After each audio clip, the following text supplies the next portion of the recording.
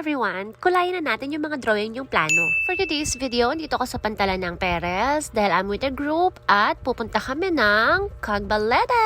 Kaya tayo na nga kasi excited na ang mga person kaya sumakay na kaming lahat sa aming bangka. Exclusive yan kasi kami lang ang sakay. Wow! Hi, char lang. So ayun na nga, for about 1.5 hour, nakarating na kami. And finally, nakita ko na rin ang Cagbalete Island. Itatabi lang namin yung aming bangka para makababa kaming lahat at wait, kasama nga pala namin si Tanggol at tagahila namin para makatabi kami. Pero syempre, hindi kami pababayaan ng aming captain of the ship, si Brian, ng aking friend. Kulangan sa energy ng dalawa.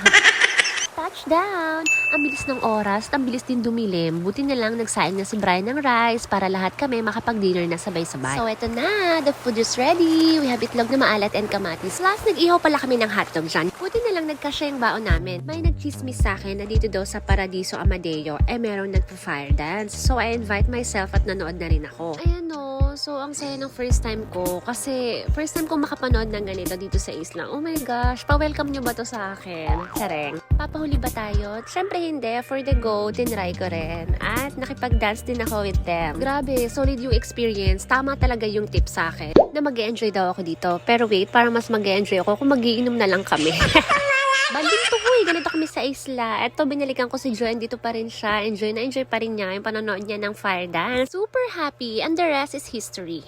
And this is next day, the following morning. Ako pinaka-late at nagising lang ako kasi may nagtitinda ng souvenir. Kaya lumabas na ako at nakijoin ako sa kulit nila. May nakasunod bang Cagbalete?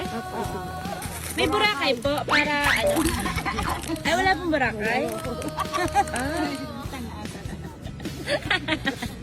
Medyo bobo. Isa po ba ang kumpanya ninyo? Ang sasalaw, umagang-umaga ha, kapangulit muna bago pa magkape. Kanya-kanya munang aura bago kami pumunta ng sandbar. Wait, ito palang aming pabebe entry at iikot ko na rin para makita nyo kung saan kami nag-tent pitching. O, diba ang ganda-ganda, bagay na bagay kami dyan. Pak, may entry din pala sila, pero ganyan lang ni Amara, natumba tuloy yung camera. May pa-slow mo naman dito ang aking kumaring, napaka-sexy. Ito pa, merong nag-reels dito, ginagalingan masyado. Na-videohan ko lang naman yan habang naghihintay kami ng aming bangka, papunta sa aming island tour. Sama ko na rin tong picture na napaka-stage mom ng dating ko, o, diba? Ulirang ina-award. Gusto nyo yun, ha? Sila naman yung makikisabay sa amin sa island hopping. And lahat nakapaghakot na, buti na lang nakita ko itong saingan ni Brian, nakakita lang ng mga sexy nakalimutan na are. Bago nga kami umalis, papunta ng sandbar, last look muna dito sa napakagandang view. Oh my gosh, I left my heart here. Wow! Ay, napaka-arte. Oh siya, tara na sayangin at doon na ituloy ang pag-aarte.